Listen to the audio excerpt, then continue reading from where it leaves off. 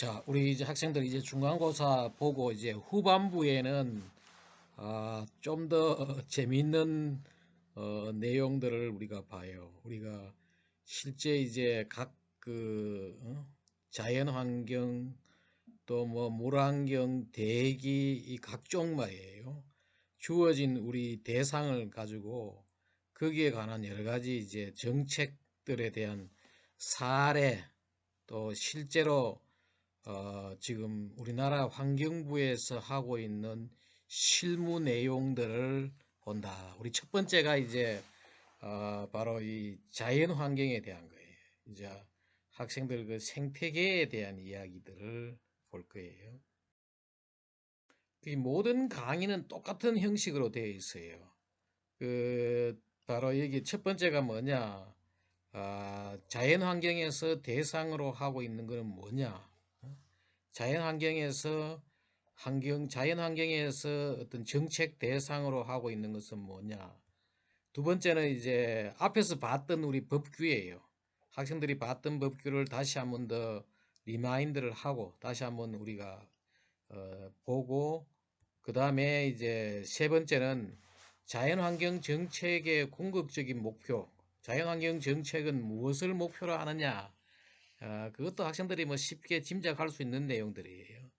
거기에 대한 것들을 보고 그 다음에 이제 정책 수단들, 자연환경 정책에서 규제적 수단은 어떤 게 있고 또 뭐 경제적 수단은 어떤 게 있고 개입적 수단은 어떤 게 있고 뭐 이런 내용들 그걸 보고 중요한 것은 바로 이 자연환경 정책에서 모든 정책에서 지금 하고 있는 주요 정책은 어떻게 되어 있느냐.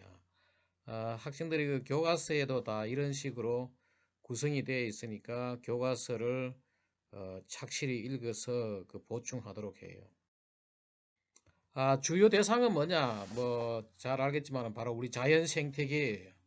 바로 여기에 있는 뭐 산림들, 그죠? 산림 또 이런 습지들, 습지라는 게 결국은 물하고 또 육상하고 수생태계와 육상생태계가 만나는 그런 그 굉장히 종다양성이 높고 해요. 또 우리 이 바닷가 해안 지역들 또 바다도 여기에서 관리를 하죠. 해양 다 여기에 어떤 생물들이 살아가고 하는 그런 내용들. 또 여기에 어떤 지형 지질들 여기에 어떤 기암 괴석들이 있느냐, 또 자연 경관이 뛰어난 그런 곳이 있느냐, 그런 것들을 다 관리하는 거죠. 이거는 하나의 생물적 요소를 관리한다면은 이거는 하나의 거기에 관련되는 무생물적 요소를 관리하는 거죠. 또 이렇게 파괴되고 훼손된 이런 생태계를 우리가 다시 복원하는 것들.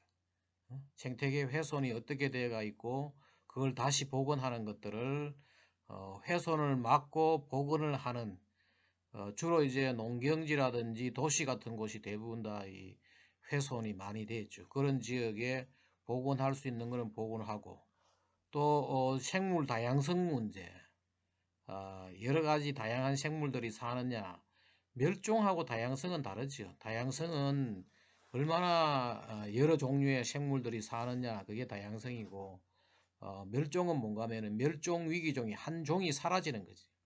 그런 겁니다. 그 다음에 또 뭐 하느냐 이 자연공원들 공원은 두 가지가 있다. 앞에 우리 법을 할 때 해야 됐죠. 도시공원이 있고 자연공원이 있는데 도시공원은 이 지금 행정자치부 그런 데서 이제 옛날 같으면은 내무부 그다음에 거기에서 서울시라든지 이런 데서 서울 시내에 있는 공원들 도시공원들을 관리하지만은 이 자연공원들은 이 환경부 환경정책에서 이제 관리를 하는데 그런 자연공원을 어떻게 관리하느냐 그다음에 또 생태관광 이런 식으로 일을 만들어 가지고 여기에 지나가면서 이 관광을 사람들이 자연을 즐기면서 과거에는 옛날에 이제 지금 외국도 마찬가지예요. 그 관광에 대한 개념이 많이 달라져요. 과거에는 관광이라는 것은 주로 뭔가 하면 역사적 유물 뭐 경주 불국사도 가보고 뭐 석굴암도 가고 뭐 이런 게 관광이라 했는데 지금은 그거는 다 역사 교육이에요. 역사 교육화되고 이 관광이라는 건 자연과 더불어 이런 쪽에 이제 많이 가죠. 그래서 나도 깜짝 놀랐는 게 몽골 같은 나라에 가면은 환경부하고 관광부가 같이 돼 있어요. 그쪽은 주로 뭐 관광이 전부 다 자연에서 그걸 하니까 그쪽에 보면 그런 나라들이 있어요. 환경관광부가 되어 있어요. 주로 자연 생태계를 돌보는 것이 하나의 중요한 관광이 돼. 그래서 이제 생태관광 이게 다 뭔가 하면은 자연환경 정책 대상이다. 관련 법규는 뭐냐? 앞에서 우리 봤던 거죠. 자연환경보전법, 환경영향평가법, 환경영향평가법이 이때 이제 만들어져 가지고 또 이름이 한번 바뀌었죠. 뭐 재해, 교통 뭐 넣었다가 다시 한번 이런 식으로 2009년에 다시 이렇게 해야 되고. 그 말고 학생들 아마 독도법, 이거는 주로 이제 무인도에 대한 그 관리하는 그게 97년도에 앞에서 우리 본 거예요. 그 다음에 이제 자연공원법, 도시공원하고 분리돼 가지고 자연공원법이 되고 습지보전법은 왜 이렇게 하는가 하면 이게 람사협약, 국제협약을 국내 법으로 수용하기 위해 만들어진 이 법이죠. 백두대간 보호에 관한 법률, 이것도 독특하게 우리나라의 백두대간이라는 게 굉장히 생태계에 중요하기 때문에 여기에 관한 법률을 만들었고, 야생동식물보호법, 이게 이제 일종의 멸종위기종 같은 거를 관리하기 위해서 만들어지는 거죠. 그 다음에 이제 남극 활동 및 환경보호에 관한, 이것도 이게 뭔가 하면 국제협약에 관련되기 때문에 국제협약을 국내에 하려고 했던 게 남극 활동 및 자연환경 보호에 관한 법률, 문화유산 및 자연환경 자산에 관한 국민신탁법, 이거는 뭔가 하면은 앞에서도 이야기했지만은 문화체육관광부하고 같이 거기서 우리 그쪽에 문화유산을 관리하는데 자연에 있는 것도 일종의 관련되기 때문에 여기에 이제 같이 하기 때문에 이게 우리 환경부의 독립된 법이 아니고 문화체육관광부에 관련되는 법이면서 우리하고 이제 협력해서 하는 겁니다. 그리고 이제 생물 다양성 보존에 관한 이용에 관한 법률, 이게 바로 이제 그 학생들 앞에서 뒤에 가면 우리 다시 나고야 의정서라 해가지고 생물 자원 다양성 협약에 대한 그런 내용들을 우리가 다루기 위해 가지고 만들어진 그런 법률이다. 이 10개 법률은 앞에서 우리가 봤고 말이에요. 학생들이 아마 다시 보고 할 거예요. 여기서 그때 배웠던 법들이 이 정책과 다 관련된다. 정책 목표는 뭐냐? 궁극적인 목표는 이거예요. 우리가 인간과 자연이 더불어 사는 생명 공동체로 가자. 그 인간만 살기 위해 가지고 자연을 파괴하는 게 아니고 인간과 자연이 더불어 사는. 그래서 그렇게 하기 위해 가지고 몇 가지 목적이 뭔가 하면 자연 생태계를 유지하고 생물 다양성을 보존해야 된다. 그리고 또 자연 환경 우수 지역을 찾아가지고 보존 및 관리하는 거죠. 이 생물 다양성을 보존하기 위한 거고, 바이오다이버시티, 생물 다양성을 보존하고 이렇게 아주 우리나라도 이런 걸 찾아가지고 나라에서 특별히 이걸 보호하는 거죠. 자연 환경 우수 지역 보존 및 관리하는 거죠. 그 다음에 이제 사람이 국토를 이용하더라도 원래 학생들 아마 환경공학 개론에서 배웠던 기억나요? 환경이라는 의미가 뭔가 하면은 원래 자연이 있는데 인간의 어떤 그런 요소가 포함된 것을 우리가 환경이라고 합니다. 많은 사람들은 이 의미를 잘 모르고 있어요. 환경하고 자연하고 구분이 잘 안 되는데 그 원래 환경의 의미는 뭔가 하면은 인간이 포함되어 있어요. 인간 중심적인 어떤 그런 정의예요. 자연과 인간이 합쳐진 걸 우리가 환경이라 그러는데 그 우리가 국토를 이용할 때도 국토를 이용하는 그 자체가 뭐예요? 인간이 관련된다는 아니에요. 그런데 그것을 자연을 잘 보호하고 그렇게 해서 국토를 이용하자. 우리가 국토를 이용하지 않고는 인간이 살 수가 없는 거지. 국토를 그대로 보존만 하면 우리가 살 수가 없는 거지. 그래서 이제 그렇게 국토를 이용하더라도 이런 환경 친화적으로 자연을 살리면서 또 인간도 같이 거기에서 누릴 수 있는 그런 식으로 한다. 이게 세 가지가 이 자연 환경의 중요한 정책 목표다. 그러면 여기에 관련되는 정책 수단은 뭐가 있느냐? 학생들 앞에서 우리 봤죠. 규제적 수단이라는 게 뭐예요? 하지 말아라, 뭐 하라, 이거 계속해서 이제 법으로 가지고 토지 이용 규제. 여기는 자연환경 보전 지역이니까 여기는 도로도 내지 말고 공장도 못 들어오고 토지를 아예 딱 골프장도 만들지 말고 딱 규제하는 거죠.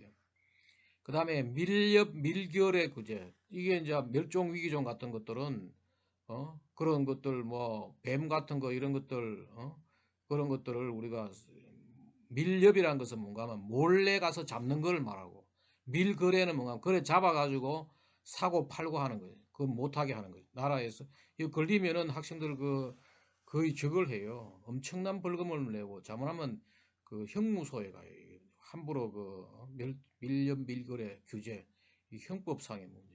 자연휴식 연재 학생들 아마 그런 가 봤는지 모르는데 한라산 같은 거 올라갈 때 올라가는 뭐라 그러노 그 경로가 몇 가지 있죠. 어느 곳으로 가나 뭐 이런 그 올라갈 수 있는 그 길을 처음에 한 1년 서고는 그다음 막아버리는 또 다음에는 다른 데 가고 이런 식으로 자연 휴식 연재를 주는 거죠. 그러므로 해가지고 거기에 다시 이제 복원될 수 있도록 하는 자연 휴식 연재. 그 다음에 또 하나가 우리가 주목해야 될 것이 뭔가 하면은 환경정책, 자연환경정책이 아닌 다른 물이라든지 대기라든지 다른 곳에 다른 환경에 대한 어떤 규제가 하나의 그 자연환경정책의 규제가 되는 거죠. 무슨 말인가 하면은 그 강이나 호수에 물고기가 아주 잘 살라 그러면은 맑은 물이 돼야 되죠. 그 수질오염 규제가 하나의 뭔가 하면은 결국은 수생태계의 수생태계 보호를 위한 하나의 규제가 되고 대기오염 물질을 규제함으로 해가지고 거기에 어떤 그 산이라든지 뭐 주변에 그런 하나의 자연 생태계를 보호하는 거죠. 타매체 우리가 흔히 이렇게 이야기해요. 타매체 물이나 대기나 토양 같은 거 이런 타매체에서의 환경 배출 규제가 자연 환경의 하나의 규제적 수단이 되는 거죠. 그렇죠? 또 하나는 이제 경제적 수단, 이 돈 문제지요. 그죠?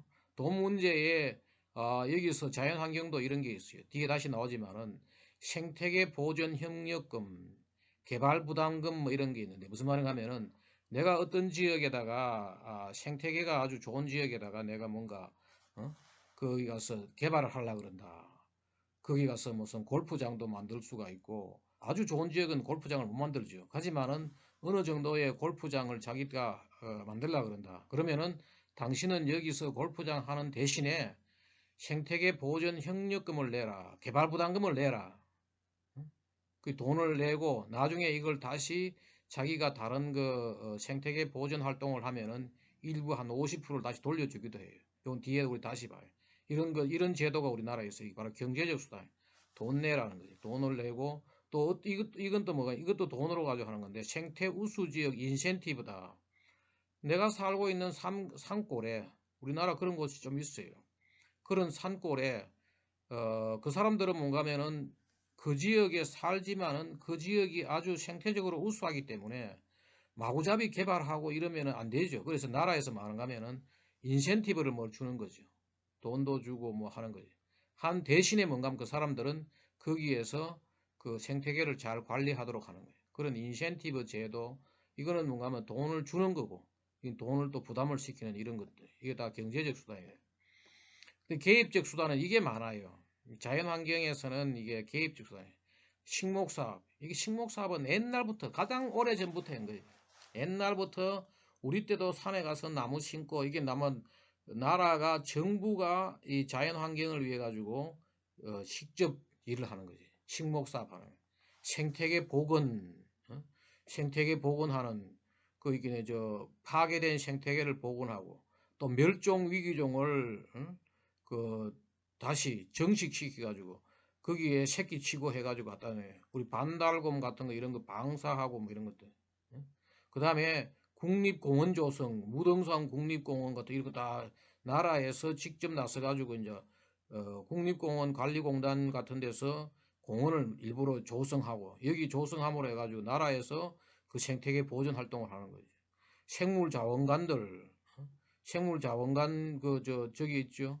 이 생물자원관이 인천에 있는 것 말고도 또 낙동강 지역의 낙동강 생물자원관 뭐 이런 것들 국립생태원 건립 또 그러고 여기다가 뭔가 하면은 자연환경 국민 신탁이라 해가지고 어떤 걸 하는가 하면 나라에서 일부러 그 지역을 땅을 사요. 땅을 사가지고 또 땅을 사는데도 돈이 일부 없고 하니까 다른 어떤 회사들하고 현대모비스 뭐 이런 데서 같이 협력을 해가지고 거기에 일부 그 회사하고 같이 해가지고 현대모비스의 숲을 만드는 거지. 그런 식으로 이제 직접 나서가지고 하는 거죠. 그냥 두면 어떻게 해요? 그 사람 땅이 개인 땅이기 때문에 그 중요한 자연 생태가 유지가 있는데 그냥 두면은 그 땅은 언젠가는 그 개인 거니까 파괴될 수도 있으니까 나라에서 땅을 사들이는 거죠. 그런 게 자연환경 국민신탁 이런 제도예요. 이런 것들을 하고 그 다음에 이제 호소적 수단은 뭔가 하면은 바로 이제 우리 자연을 보호합시다 하는 그런 자연보호 운동 이동에 뭔가 하면 환경운동 이게 전부 다 호소적 수단 이런 것들을 자연환경에서는 한다는 거예요.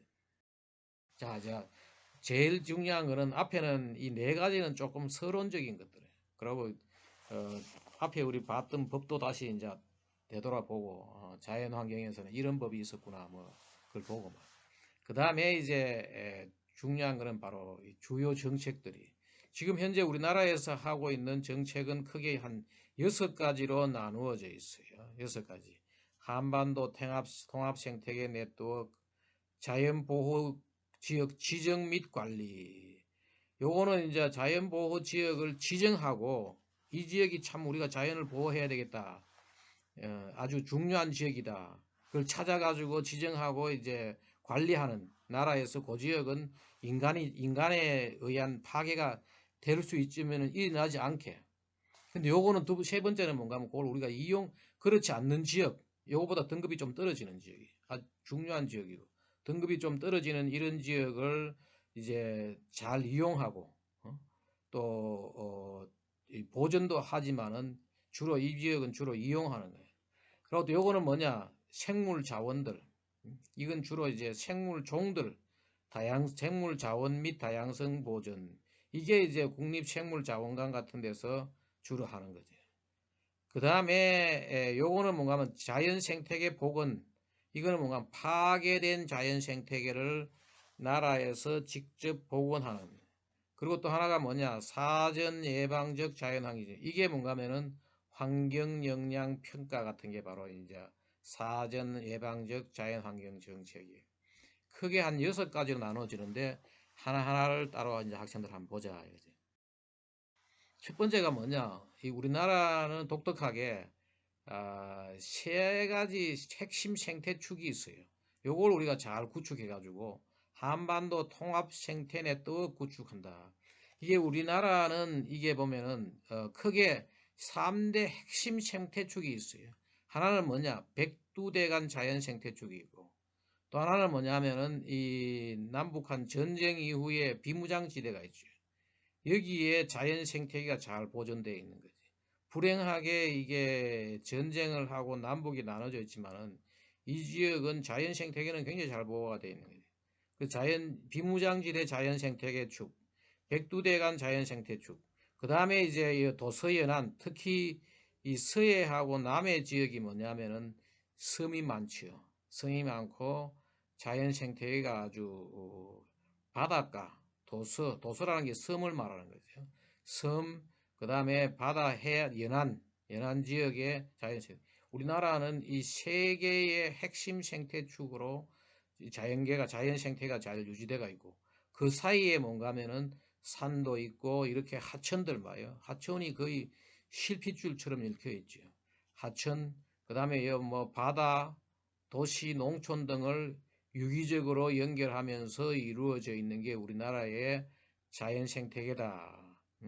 요것을 이제 네트워크를 그러고 생태계라는 것은 뭔가 하면은 서로 연결돼, 단절되면 안 돼요. 생태계는 단절되면 안 되고 네트워크가 연결되어 있었는데 그것을 우리가 잘 구축해 가지고 관리한다는 거예요.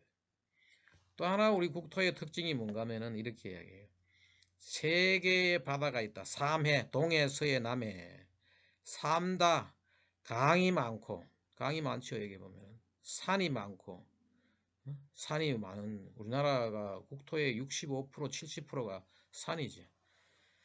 세 번째가 뭐냐? 섬이 많죠. 섬이 3,000개가 넘어요. 그게 삼다고. 그런데 대신에 한 가지 독특한 게 있어요. 일무에 호수가 없어요. 그래서 우리나라가 비가 많이 오지만은 물이 부족한 이유가 물을 모을 데가 없는 거예요. 물을 모을 데가. 자연 호수가 없지요. 자연 호수가 있다 해봤자 뭐 거의 몇 개죠. 그러니까 뭐 바닷가에 있는 경포호, 속초에 뭐 송지호, 그리고 조그마한 이게 그 말고는 호수가 없어요. 그러니까 이제 물이 부족하고 그러다 보니까 보도 만들고 뭐 댐도 만들고 뭐 지금 그러고 있는 거지. 일무. 그다음에 그런데 이 삼해 삼다 바람에 아주 굉장히 생물 다양성은 뛰어나요. 이 좁은 국토에 봐요. 여기 한 10만 종 정도가 산다. 그런데 10만 정도 사는데 지금 우리가 거의 한 4만 종 정도, 3만 9,150종, 한 4만 종 정도가 규명이 되고 그 중에 한 반 좀 넘게 2만 2천이 동물이고 그 밑에 뭐 식물, 여기서 말하는 조류는 식물성 플랑크톤 종류를 말하는 거죠. 이 식물 종류에 왜 이걸 분리하는가 하면은 식물은 다세포예요. 조류는 뭔가 하면 단세포이면서 광합성을 하지요. 여도 광합성을 하는데 단세포이면서 광합성을 하고 그 다음에 뭐 프로토조아, 원생 생물들, 균류, 지류, 이끼 같은 것들, 그리고 박테리아 이런 식으로 지금 현재 규명이 되고 있는데 아직 규명되지 않는 게 뭐 한 반 넘지요. 그렇게 하는데 하여튼 우리나라가 이 삼해, 삼다 이것 때문에 생물 다양성이 뛰어나고 일무바람에 물이 아주 부족한 그런 나라다. 그러면은 이제 첫 번째 우리가 뭐냐면은 이 세계의 핵심 축 중에 하나가 뭐냐? 백두대간 자연생태축이. 바로 우리나라의 모든 이 생물 종들을 지리적으로 보면은 백두대간으로 쭉 연결되어 있는 거예요. 여기가 이제 보존이 되어 있고 여기에를 통해 가지고 모든 생물들이 연결되어 있는데 거의 대부분 뭐예요? 한반도 야생 동식물 대부분이 여기 산다. 백두대간의 자연생태축에 포유류가 123종, 조류 여기서 조류는 말이에요. 새예요, 새. 새를 말하는 조류예요. 457종이 여기에 있고 양서 파충류가 43종, 어류가 905종 여기에 되어 있는데 이 지역이 생물 지리적으로 우수하다. 생물 지리적 우수라는 게 뭔가 하면은 바로 여기에요. 모든 이 생물종이 있는데 지리 상태로 그 생태축이 이렇게 잘 연결되어 있고 그리고 또 하나가 이 생물 지리적 우수하다는 말이 뭔가 하면은 남방계와 북방계 식물대가 남쪽의 아열대 지역에 사는 식물하고 북방계의 냉대 지역에 사는 생물이 서로가 이제 교차를 하니까 이 교차하는 걸 우리가 뭐라고 하면은 생물 지리적으로 바이오 지오그래피라 해가지고 생물 지리적으로 아주 우수하고 그 다음에 연결이 이렇게 잘 돼 있다. 쭉 연결이 돼 있다. 이게 바로 우리나라의 이 특징인데 그리고 여기에 사실은 여기에 옛날부터 있던 원시림은 다 파괴가 됐어요. 왜냐하면 6.25 사변 전쟁 나고 이러는 바람에 많이 파괴됐는데 적어도 20년 이상의 원시림들이 주로 많이 있다. 상당히 많은 지금 그 6.25 사변 나고 지금 거의 한 올해가 70년이죠. 이런 식으로 어느 정도 원시림이 복원됐다는 거죠. 이런 식으로 되어 있다. 그런데 문제는 뭐냐? 그 사이에 도로 내고 산사태 내고 산사태 나고 또 토양 침식, 댐 건설, 광산 개발 또 여기 가면 송전탑도 많아요. 학생들 산에 가보면 송전탑도 많아요. 골재 채취 등으로 심각한 훼손이 되어 있다. 이런 것들. 여기에 도로 내고 산 자르고 그러다가 산사태 나고 토양이 침식되고 해가지고 댐도 많이 건설하고 하다 보니까 광산도 지금 우리나라에 버려진 광산이 거의 한 5천 개 정도 된다 그래요. 광산 개발, 송전탑 이런 거.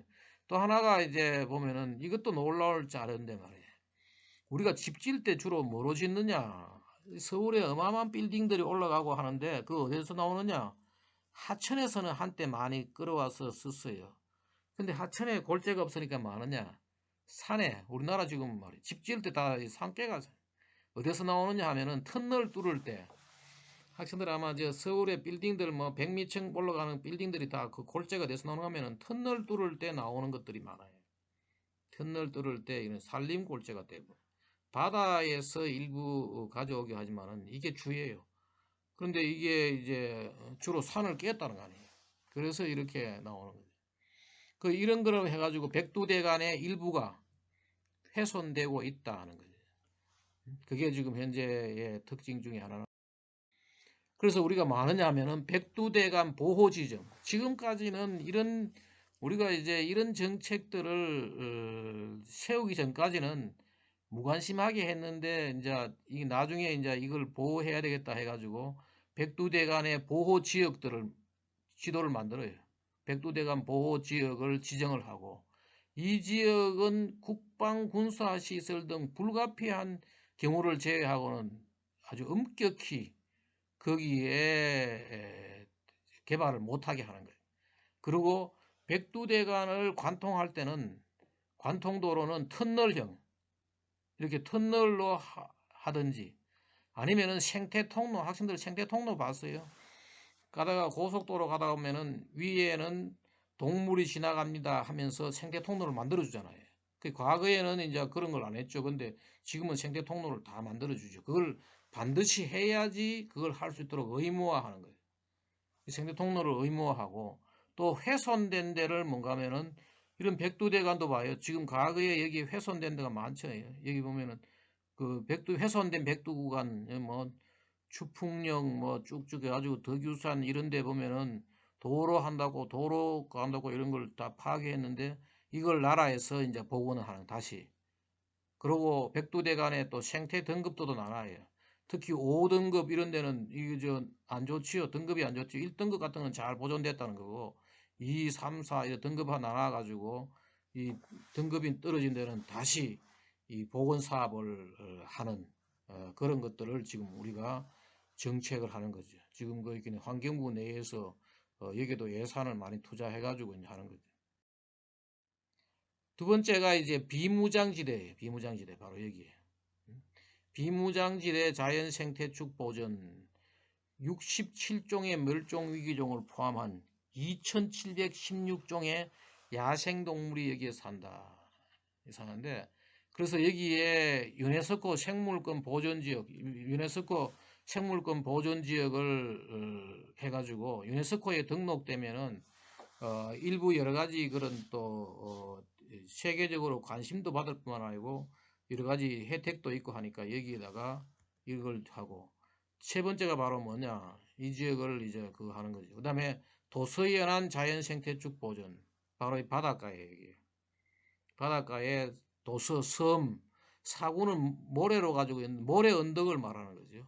모래 언덕으로 된 이런 지역의 어떤 여러 가지 자연 생태계 스코 라군 스코라는 게 뭔가 하면 돌로 되어 있는 이런 그 저수지 같은 라군이라는 게 그 뭐라 그러나 물이 담겨져 있는 그런 지역을 말해요. 그런 지역들 갯벌 하구 등으로 구성되어 있는데 여기가 생물 다양성이 높은 거죠. 그런 지역으로 이제 주로 이 지역이 그런 식으로 생태축을 형성하고 있다. 그리고 여기에 153개 지역 이런 것을 말하는 가면은 저 점이 잘못된 것 점이 잘못된 것 미안해요. 9점 맞아. 이게 거의 전체적으로 말하면은 면적이 그렇게 넓지는 않죠.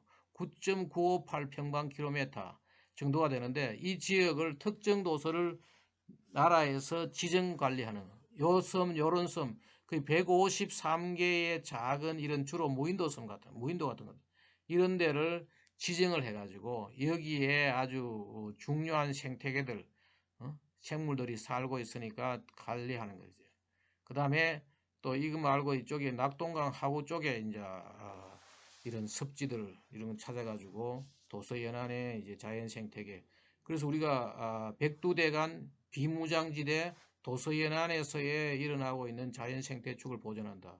여기 나와 있는 숫자 같은 거는 달라질 수가 있어요. 왜냐하면은 매년 이것이 이제 새로 찾기도 하고, 그동안에 중요한 곳이 있다 하더라도 나라에서 처음에는 관리 폭에다가 못 넣어요. 왜? 예산이 부족해가지고. 점점 이제 개수를 나누.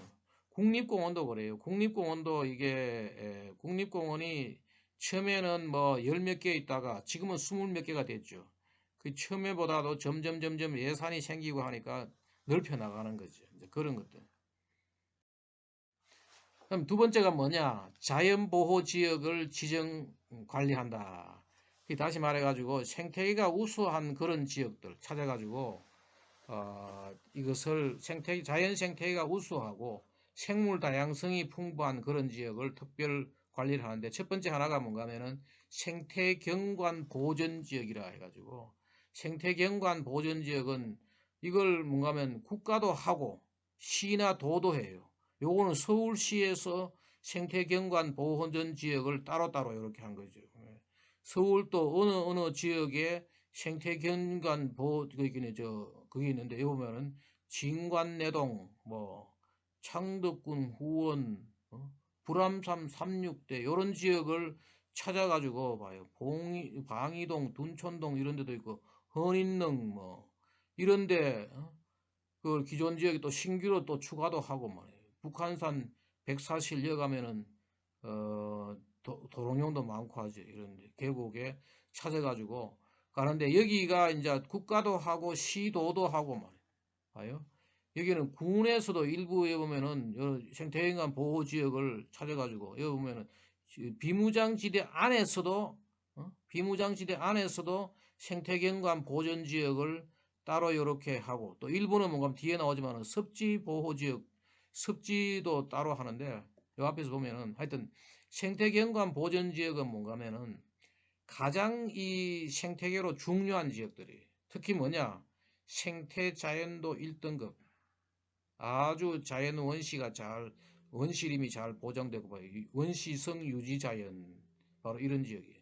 그리고 생물 다양도가 풍부하고, 그 다음에 멸종 위기종이 사는 그런 곳들, 그리고 특이 지형지질, 빼어난 경관, 아주 기암 개석이 있다든지 이런 데를 찾아가지고 뭔가 하면은 생태경관 보전지역이라 하고, 국가가 지정한 데는 국가가 관리를 하고, 시도, 그런데 이런 데는 절대 개발을 못하지요. 생태경관 보전지역은 특별한 경우를 제외하고는 거의 어, 이제 관리 아주 상당히 중요한 거예요. 두 번째가 뭐냐? 습지보전지역이에요. 습지보호지역. 바로 여기가 바로 습지라는 게 뭐예요? 물이 이렇게 고여 있는 이런 습지예요.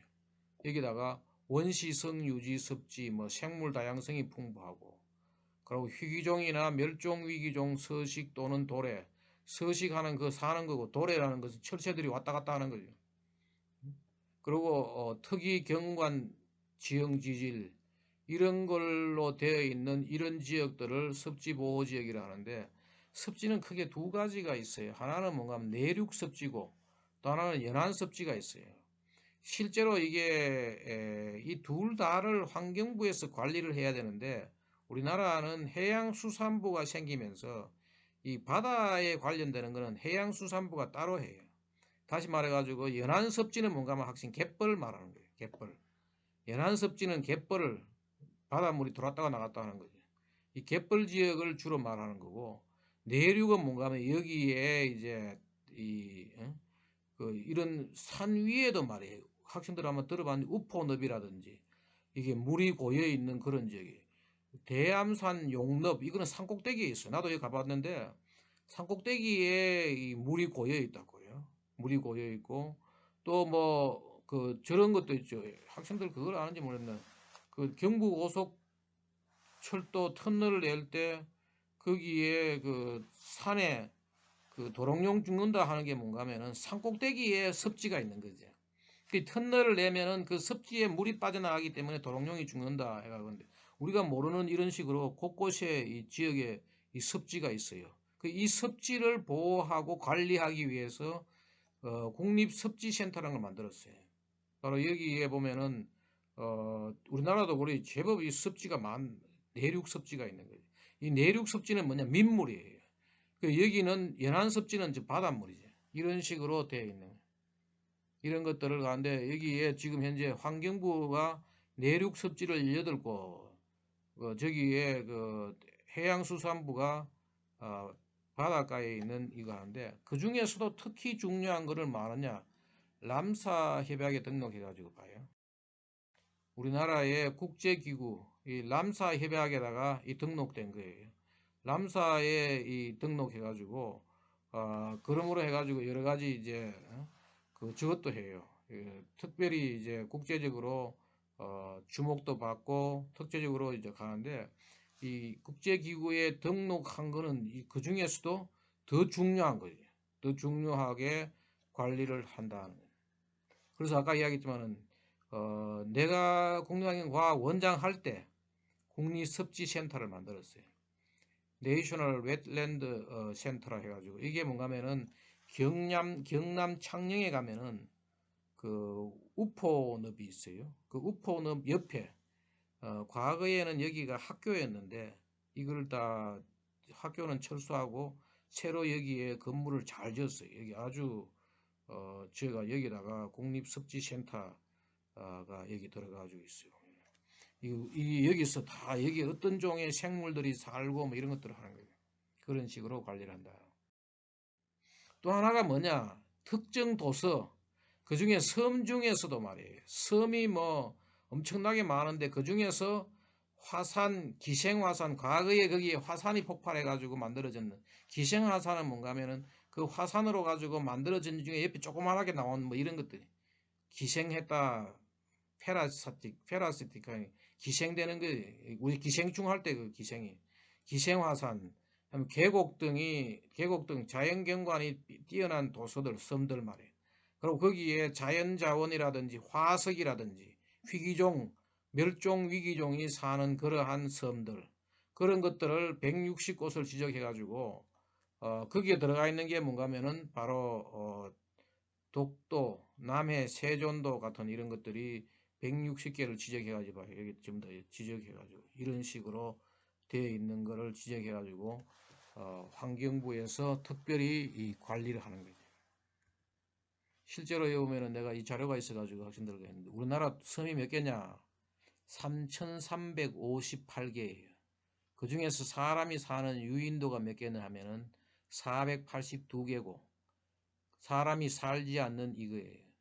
과거에는 이것을 그냥 두니까 사람들이 여기 와가지고 야영도 하고 캠핑도 하고 뭐 불도 놓고 근데 그게 자연생태계가 다 훼손되죠. 이런 것들을 관리하기 위해 만든 법이 뭔가 독도법이라 해가 독도 등 다음 앞에 우리 법에 있었죠. 무인도를 다 관리하는 거예요.